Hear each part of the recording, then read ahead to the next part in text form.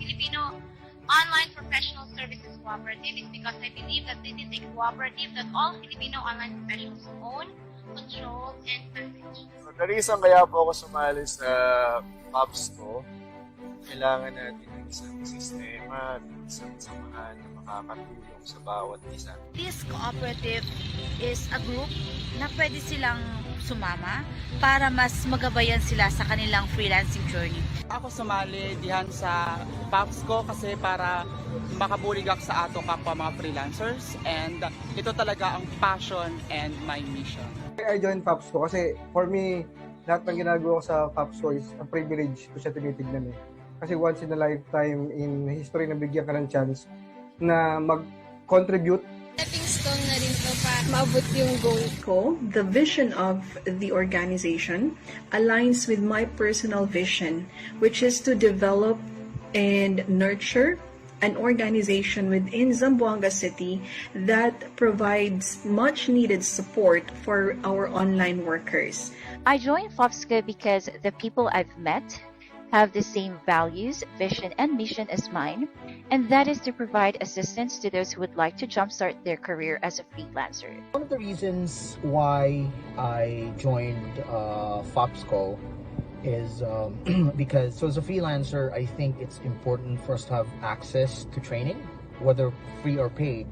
Wanted our individual reputations to have a collective reputation for excellence. I wanted to be part of an organization that would be a pioneer group of individuals who will be working to promote online freelancing here in the Philippines. The reason why I joined this organization is that I saw their mission and vision towards helping all Filipino freelancers. I choose FOPSCo because we learn and grow as a community to help also others. Feel more safe and secure knowing that my knowledge and skills will only come from the most renowned and experienced online freelancers and raketeras here in the Philippines.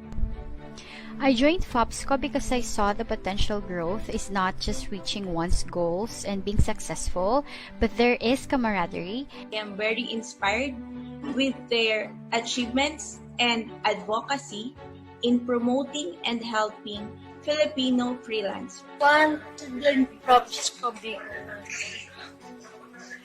up to finish.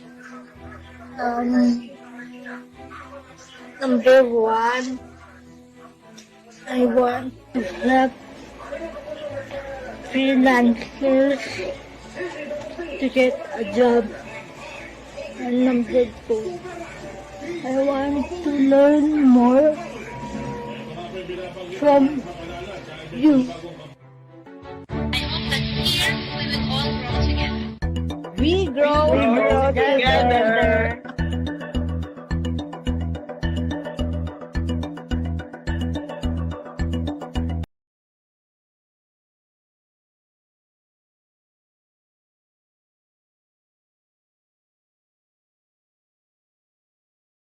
So again, hello and welcome to our webinar tonight entitled Zoom Hacks and Tricks for Better Video Conferencing.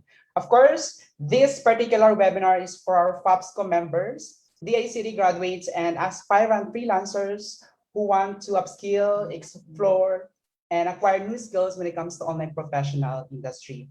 Of course, we would like to thank FOPSCo Media and of course the Filipino Online Professional Service Cooperative for the collaboration for this particular webinar to be possible.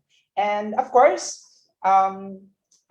this particular webinar is good for those teachers, students, and for those aspirant to be knowledgeable when it comes to Zoom. That will be our topic for tonight. So I'm Dennis V. Pagio, and I'll be your moderator for tonight. And let me just remind you of our house rule. Please put your phone in silence mode. Mute unnecessary noise that can interfere our session. And for your questions, it will be entertained after the discussion or the presentation of our speaker. So with that, I guess everything is set up now. Let me just introduce to you our speaker. By the way, our speaker is a hands-on mom of two amazing kids.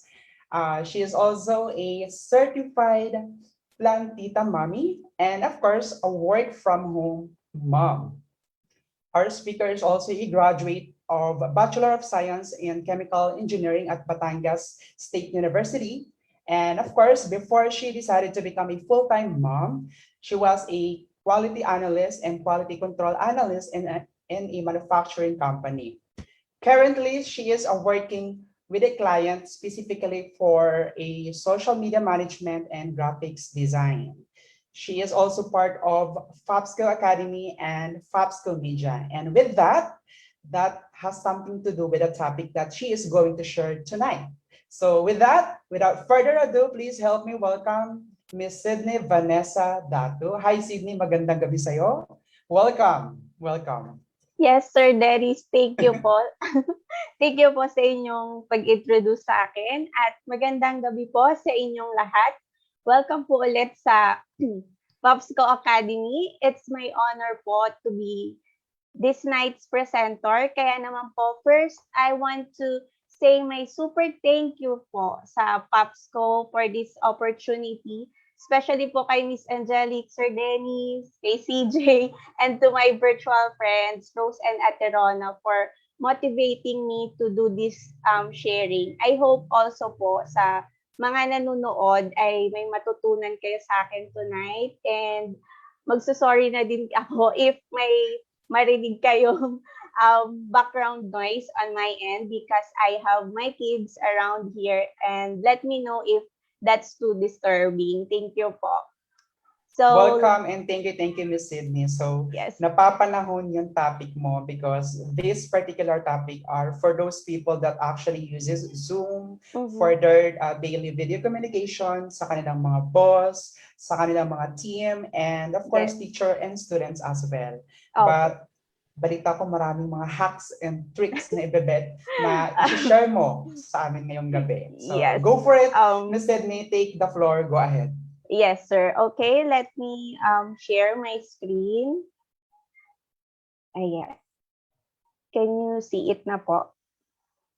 Yes, screen sharing is now ongoing. Okay. Yeah. Okay.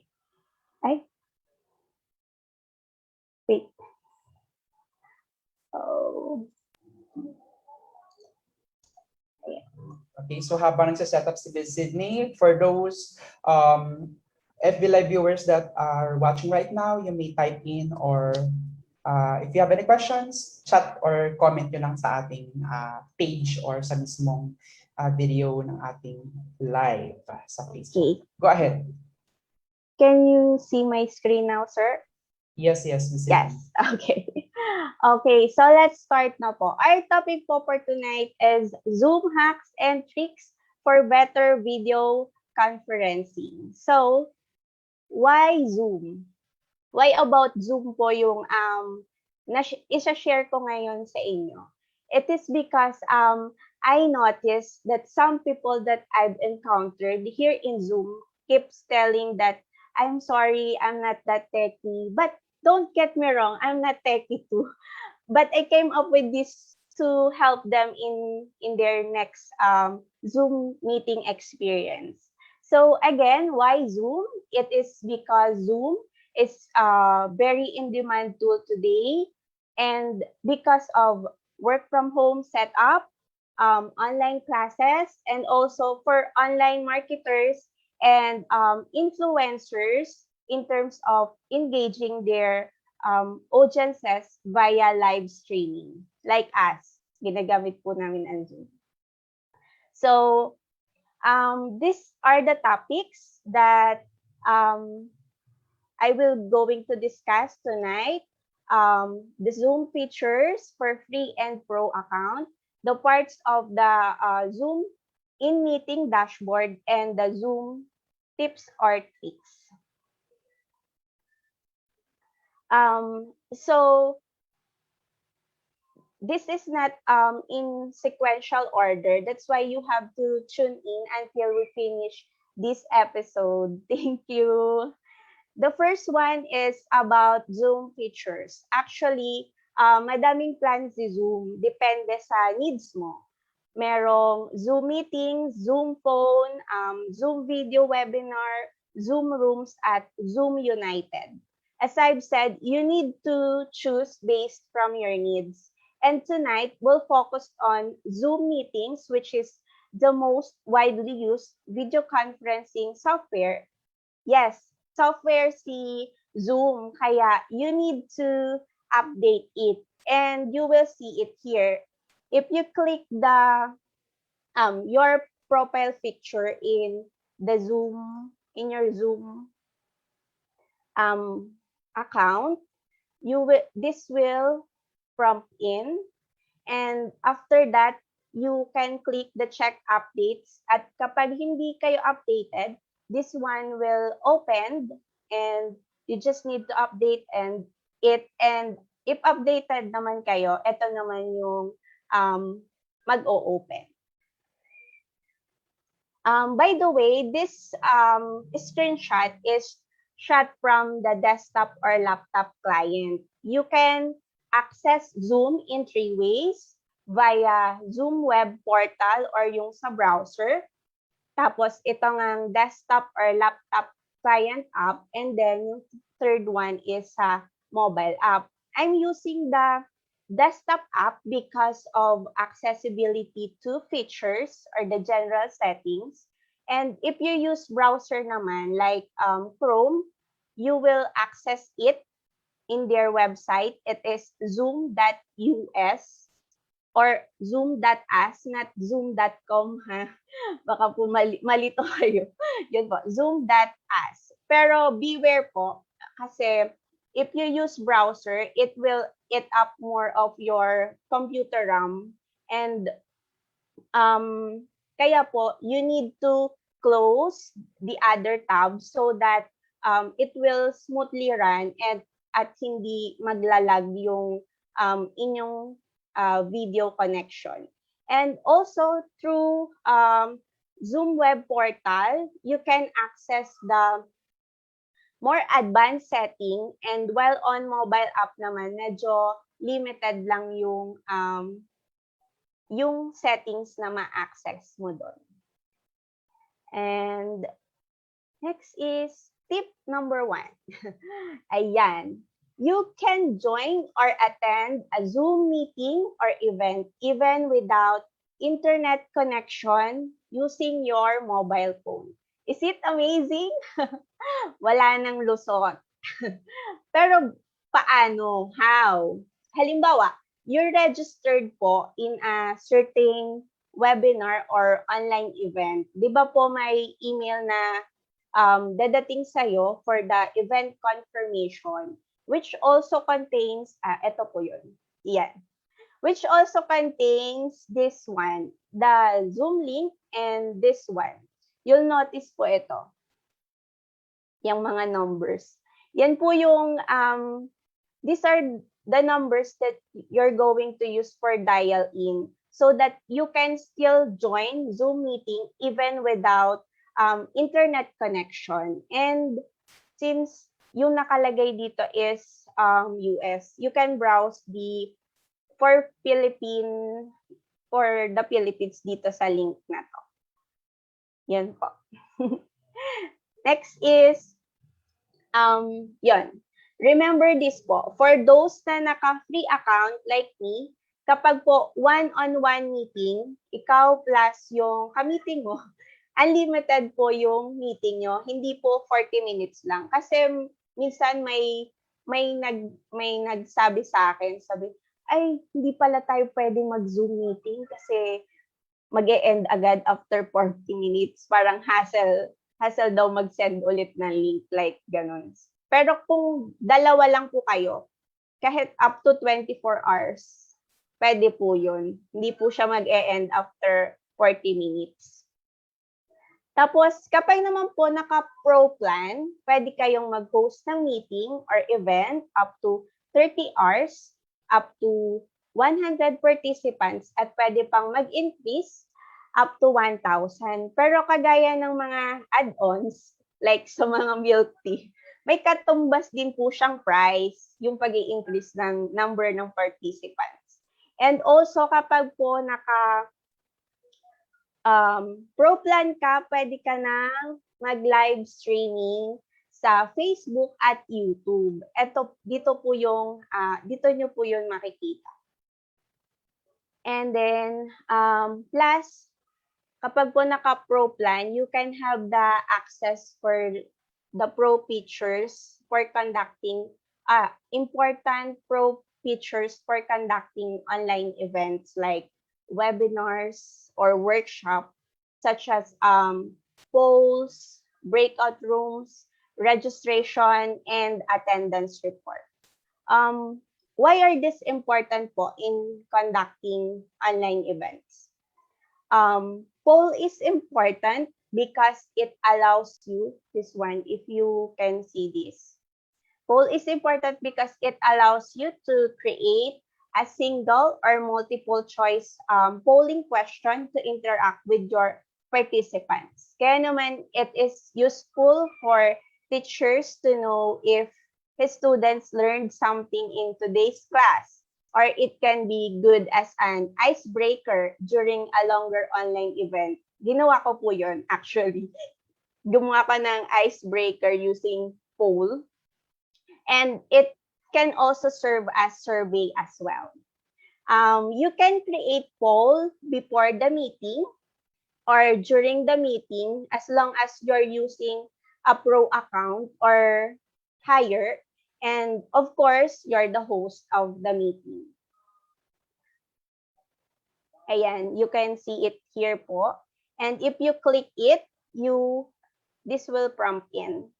This where you can add the question for your poll. Next is breakout rooms. Why is it important in conducting online events? Because because it allows you to split the meeting into sub-meetings. This is very helpful naman po when you're doing a workshop so that you can have more interaction with your participants, or even kapag may group work sa online class nyo. And if you click this breakout rooms, this will prompt in. Gagawa po kayo ng breakout rooms or parang gagawa kayo ng group kung ilan pong group ang kailangan nyo, yun din yung breakout rooms na gagawin nyo. Next is registration. Why is it important in conducting online events?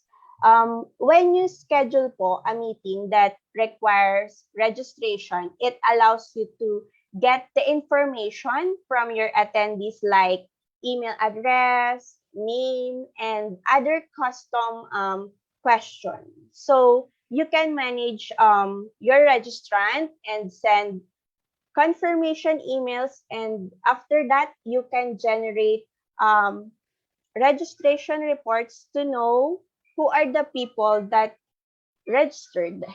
And yun naman pong attendance report, important siya because it will show kung sino ang mga umattend sa class mo or sa event mo, plus kung gaano sila katagal umattend. Kasi may timestamp po yun. Kaya as a host, makikita mo kung sino yung nag-leave agad pagkatapos mag-attendance. Kasi merong, kunwari, mag-attendance lang tapos babalik ulit before 10 minutes before mag-end yung class. So through attendance report po, makikita mo yung timestamp nung participant kung anong oras sila nag-join and nag-leave. And yun po is available after an hour na matapos yung meeting, and pwede mo siyang export as in Excel or Google Sheet file form. Okay.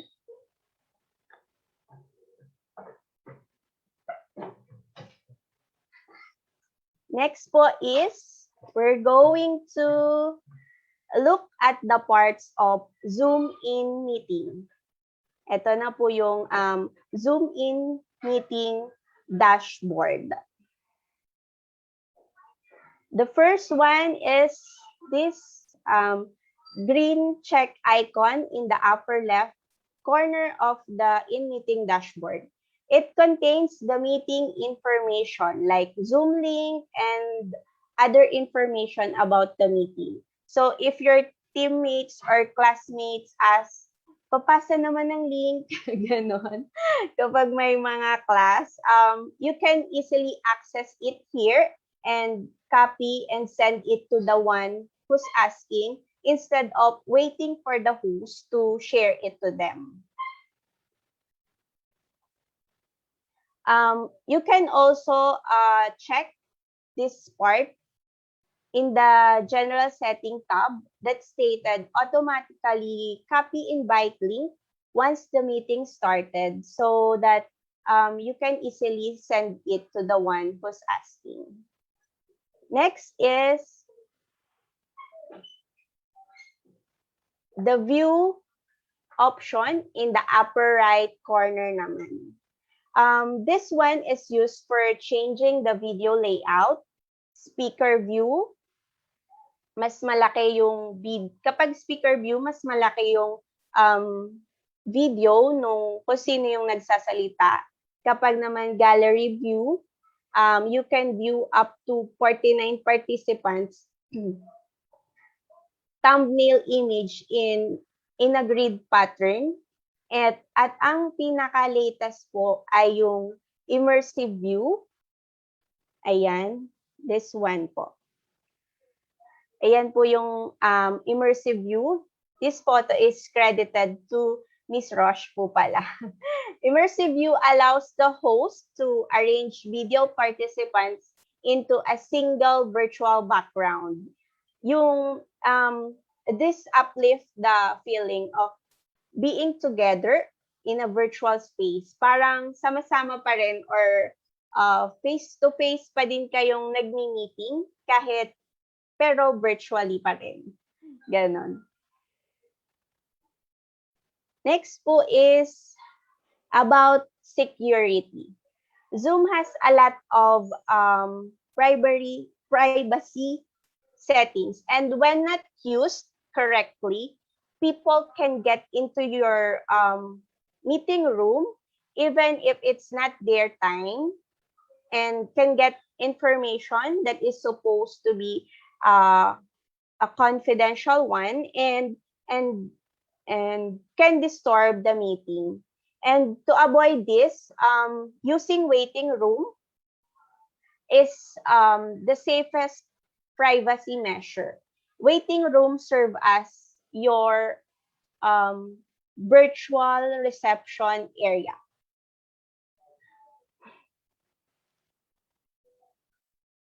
This is the security tab,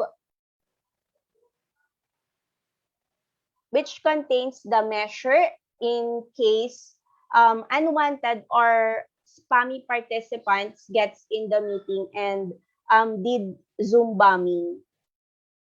If you click the suspend participant activities, all the participants' activities will be stopped. You can also lock the meeting so that no one can join the meeting as long as your expected or invited participants are already in. On the participants tab po naman, of course, we can see here all the names of the participants and also who's on the waiting room. May magpapapa din naman po na message kapag po merong nasa waiting room like this. And if you right-click on the participant's name, this one will prompt in. You see these options like make host or co-host. On the lower part naman po, you can see this three dots, which is the symbol for more.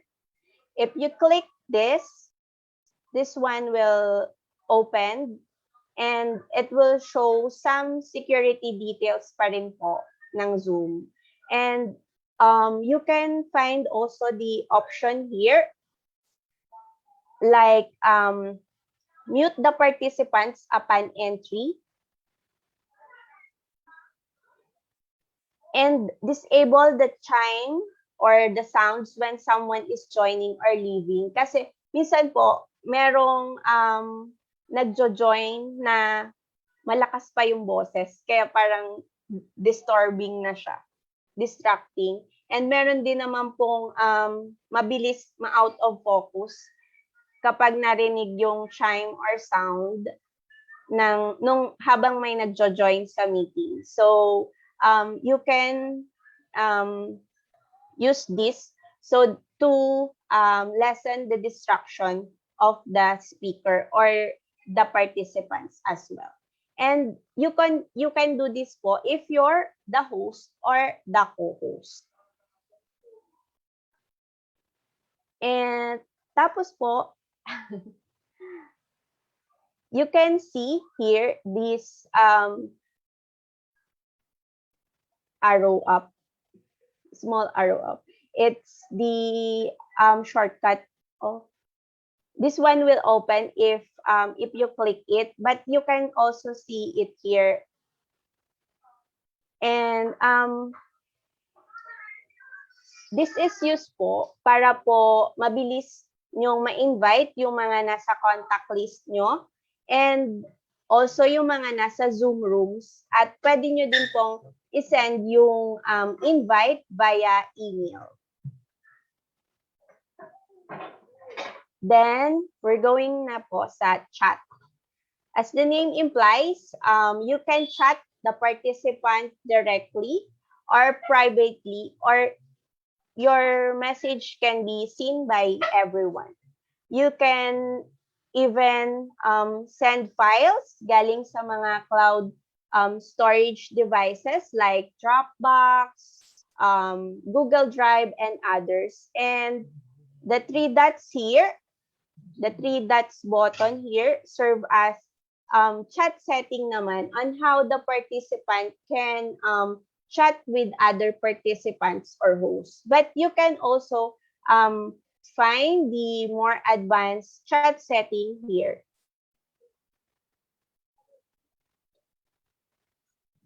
Next is about reactions. Reaction serves here as non-verbal signal to aid Zoom meeting etiquette. Using this, speaker will be notified if someone wants to say or raise about something in a nice way. Yung hindi basta-basta na lang po iimik, you can find it here.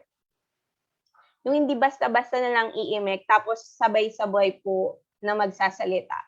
Or kapag po nagtatanong yung speaker, you can choose the check green icon here to say yes, or this one, the red X icon here if you say no. Then the next is about sharing your screen. You'll notice din po this one, the arrow up. This shows the sharing options para po maging maayos yung pag-share natin. Kasi baka po in the middle ng presentation na sharing natin, biglang may spammy participant na mag-share screen tapos hindi maganda ang content. And this part will save you para hindi makapag-share yung iba habang nag-share ka. And as I've said, marami pong privacy measures si Zoom, kaya po we must be familiar with it and check those setting also here. And for more accuracy, try screen sharing options. If you click the screen sharing tab, this one will prompt in. So the question is, if you're about to share a specific program or app like this PowerPoint presentation, what will you choose? This option here, the share screen, or the share program or app? Well, the answer is share the program or app, not the screen. Why? Bakit po? Well, first of all is for privacy purposes. Kasi po, for example, minsan may nag-pop up na mga notification or messages from, limbawa, Messenger, di ba po, auto-open yun. So, kapag ganon, you don't want to be seen it by your audience, di ba po? And if you choose to share screen, makikita yon ng mga audience mo, yung mga notification. And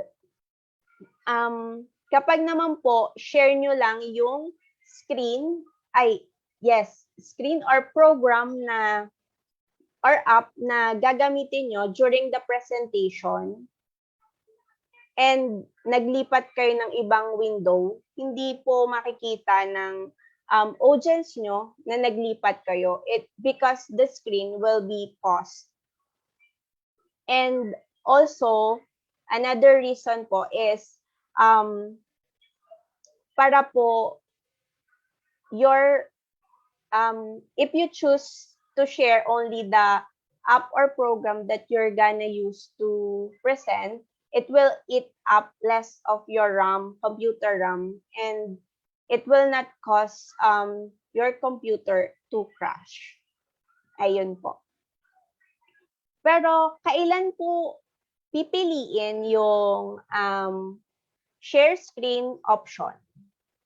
You can use it kapag po nagawa kayo ng tutorial about, halimbawa, troubleshooting na computer kasi palipat-lipat po kayo ng window, or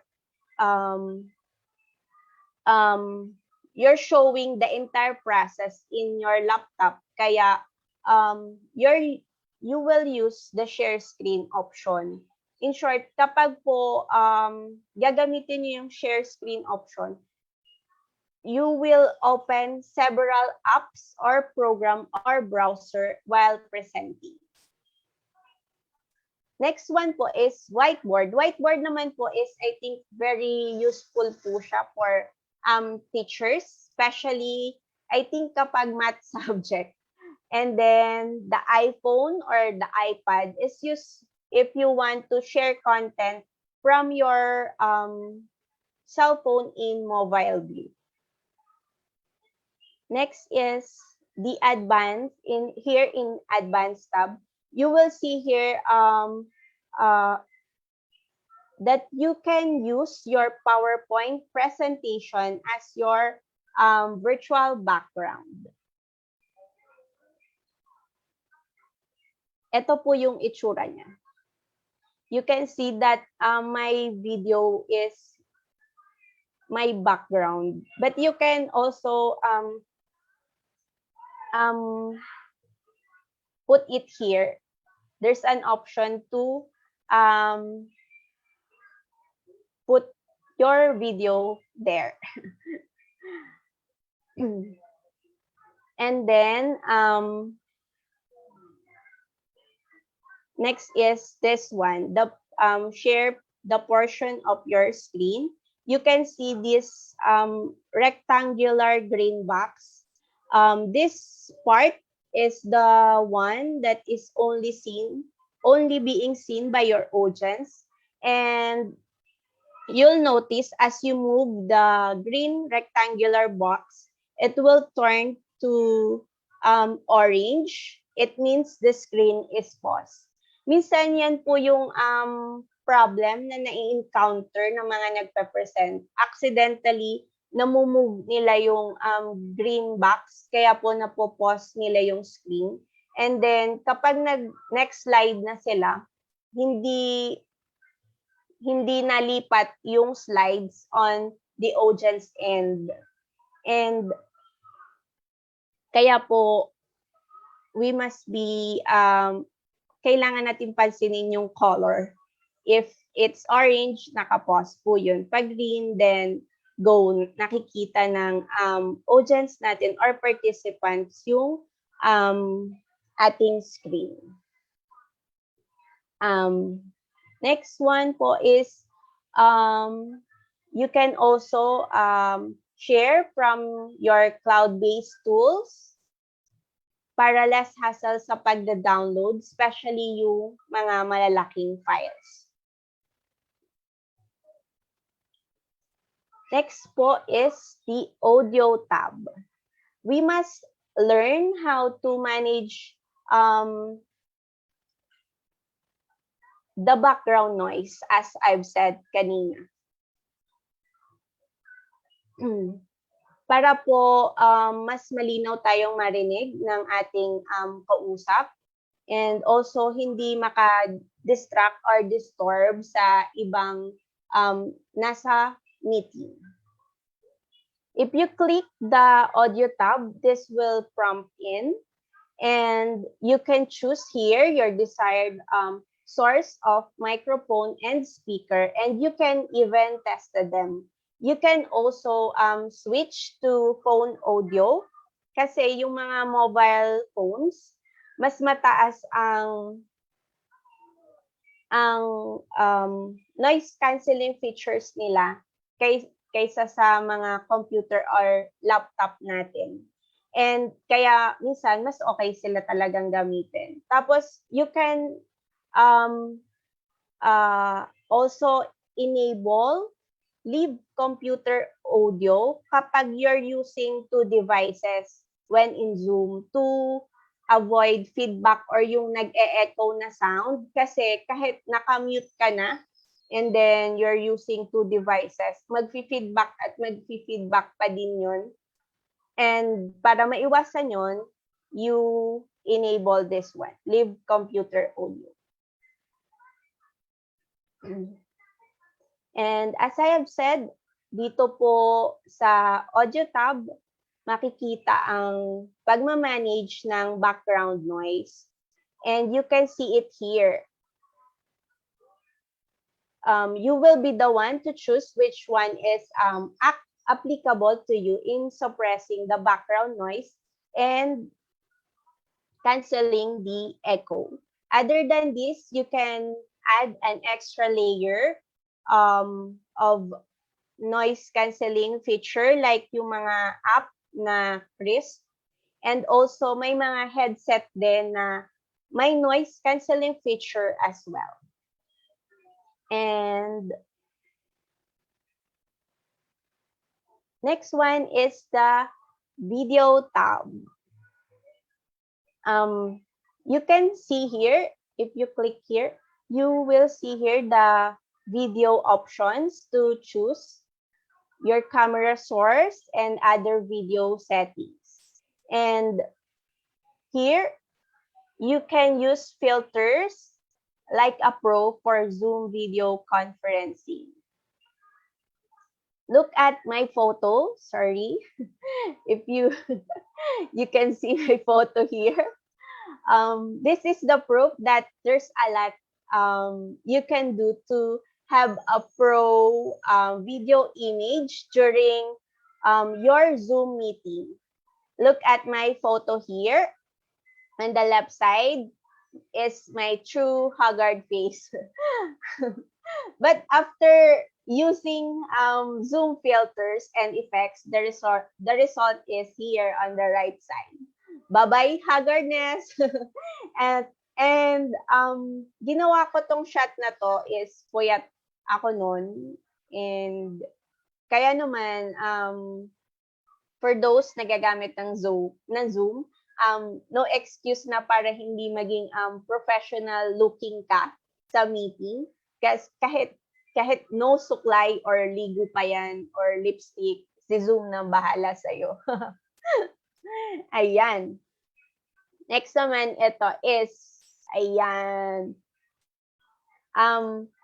I use Snapcam as my camera source para kung, halimbawa, may virtual party kayo o kaya teacher ka tapos you want your student, especially yung mga preschoolers or yung maliliit pang kids na mag-focus sa'yo or makuha mo yung attention nila. You can try this. The other video settings, you can check it here. And dyan ko tinatch up yung appearance ko kanina doon sa photo na pinakita ko. Tinatch up ko para hindi na tayo haggard.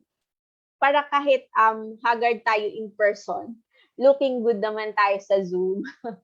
And you can also adjust here for low light para lumiwanag tayo ng konti.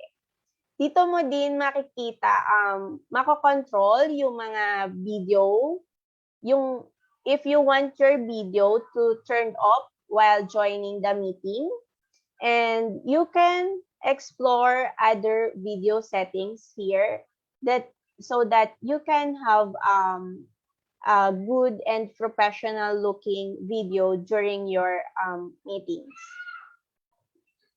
Dito naman is the background and filters.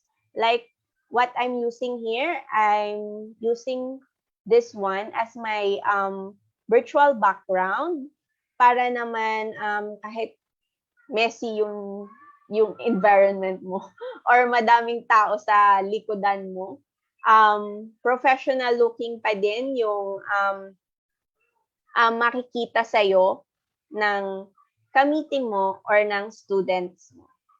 Tapos, if you click naman po dito sa Studio Effects, you will see it here. Yan. Diyan ko po inedit ang aking eyebrows, if you can see it. And then, my lip color, wala po akong lipstick. Sa Zoom po yan. And others. And yan po ang aking secret para fresh pa din kahit haggard talaga in person. And we're on the last part na, I think. Yes, yan. Tip number 8 is use shortcut for faster Zoom experience. If you're always using Zoom po in a daily basis, you must familiarize yourself with the keyboard shortcuts like Alt plus A to mute or unmute your audio and others. So, I think ito po, dito po nyo makikita. If you use the enable global shortcut, kahit po nasa ibang window kayo and you press those shortcut keys, mag-i-effect po siya sa Zoom. And I think that's all po. Thank you very, very much po. Sana po may natutunan kayo sa aking presentation tonight. Definitely. Marami talagang natutunan na hindi pa masyado na-explore ng mga FB Live viewers natin. And kahit naman ako, may mga bago sa akin, especially sa mga touch apps and filters. So, yeah, we are going to entertain some questions. So, would you be open for that, Miss Sydney? Sir, wag mahirap. Okay. Sige, sir, go. What are the factors na sa palagay mo nagkakaroon ng mga Zoom bans? Ayan. Yan Kasi ito po. yung isang malaking issue pagdating sa Zoom. Yes, yes, sir. Ang malaking pong factor na nakaka-affect sa pag-zoom bombing is kapag naka-public. Number one is kapag naka-publicly share yung Zoom meetings nyo po. Zoom meeting links nyo po. And then, kapag po kasi naka-public, kahit sino pwedeng umenter dun sa inyong Zoom meeting at kahit hindi sila interested pumunta doon or talagang may balak silang guluhin yung event nyo, yun po yung number one na dahilan. Huwag nyo pong i-share publicly yung inyong Zoom meeting link. And also, meron na nga po tayong ginagamit na waiting room para po if hindi nyo sila in-invite or hindi kayo familiar sa participants na yon, you can remove him or her. And also, you can use the end-to-end encryption na feature ni Zoom para po maprotektahan po for those spammy or unwanted participants. Okay, great. So, because our follow-up question has something to do with that question na nauna. So, for example, merong scenario na ganon, may nakapasok, may Zoom bombing. So, what are the practical steps and ways that we should do kapag ganong napasukan tayo ng ganong kind of participants? As I said po kanina, wait. Stop share ko lang po muna. Okay. Kumbaga nakapasok na siya. Opo. And then may na-share na siya. Ano yung practical ways na dapat natin gawin? Meron po tayo dito sa security tab. Saan na ba yun? Wait, sir. Ay. Na you can use it para tumigil lahat yung eto, share ko na po. Here. Ito po. Ay. Thank you ulit. Wait, sir. Conduct security tab.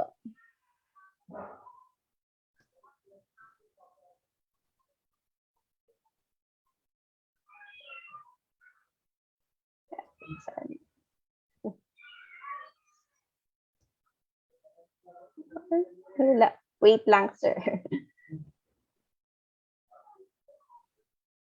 Ayun po. You can use this po, suspend participants activities.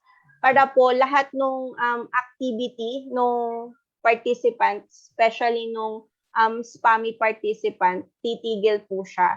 And if diga po kapag nag-share screen or ng Zoom bomb yung participants na yun, kita nyo po kung sino. And you can eventually remove him or her sa meeting immediately para po hindi na maulit-ulit and mag-continue na po ng maayos yung inyong meeting. Alright, another question would be, may nag-PM kasi, ano ba talagang kaibahan ng features ng webinar at saka ng mismong meeting na setup? Ayan. Hindi ako ready doon, sir. Actually, ang alam ko po is yung sa number of participants, unang-una. And then, sa features like, kasi po, yung webinar, Zoom webinar is specific for those na nagko-conduct ng webinar. And the Zoom meetings naman is, you can also use this for webinar, pero yung Zoom webinar is specifically for the webinar. I would agree with that. Okay, so Sige, based naman sa atin dito, Miss Sydney, mag-add lang tayo. Since Okay. dun sa nagtatanong, ang webinar type kasi is somewhat, mag-a-attend lang sila sa training, pero wala silang access to actually unmute, and then wala silang access na magpakita ng kanilang video. So yung mga usual na webinar type ng setup sa Zoom. But then yung nakapag-open kayo ng Zoom, and then nakapag-open kayo ng inyong audio and video, that would be in a meeting setup. Although sa webinar type ng setup sa Zoom, pwede kayong makapag-share ng screen or pwede kayong makapag-share ng inyong video, pero kailangan pa ng access or gagawin kang host or co-host, pero ang tawag sa inyo ay attendees. Attendees ang tawag sa kanila.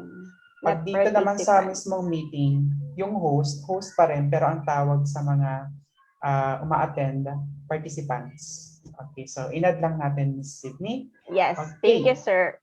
Welcome. Okay. So, with that, Ms. Sydney, baka meron kang any parting words, especially when it comes to Zoom muna. Ano talaga yung kailangan mong ma-share sa kanila when it comes to using Zoom? Especially, click na click siya ngayon sa atin sa panahon ng pandemic. Yes. In using Zoom po, hindi naman po kailangan na super techie kayo. You just need to explore it. Kasi po, if you're gonna use it for your work or communicating with others, you must be familiarized in its features and settings so that you can have a smooth experience and hindi kayo mahihirapang gumamit nito. And also, sir, yun po, gusto ko po magpasalamat pa din sa inyo dito sa FOPSCo for having me and for sa trust nyo to do this webinar. Thank you po. Okay, thank you, Sydney. It is an honor for us na mapagbigyan mo kami, and of course, you're here, you are part of the team, and at the same time, napapanahon because Zoom or any video conferencing is very vital when it comes to this new normal. Kasi kalimitan sa video conference na tayo or online na halos lahat ng ginagawa natin transactions. Yes. So with that, Ms. Sydney, anything that you would like to plug sa ating mga viewers, and sige, invite mo sila kung meron kang mga pinagkakaabalahan sa buhay. Right. Ayun po, wala naman po akong ipa-plug, pero I just want you to always watch FOPSCo Academy every Tuesday and FOPSCo every Wednesday. And of course, if you can join FOPSCo, join us and let's grow together. Yun lang po. All right. So again, thank you very much for attending to our session for tonight. For the FB viewers, kung meron kayong mga question, type nyo lang dyan, babalikan namin yan. But in as far as we wanted to continue our conversation, kasi ang ganda ng aming nagiging Q&A, but then we have a limited time. Ang bilis ng oras, magsi-7 na. So of course, this particular session is brought to you by the FOPSCo Media. Sila yung mga nasa likod ng ating mga ginagawa nating setup with this OBS setup that you see on the screen. And of course, nagpapasalamat din tayo with the help of the Filipino Online Professional Service Cooperative.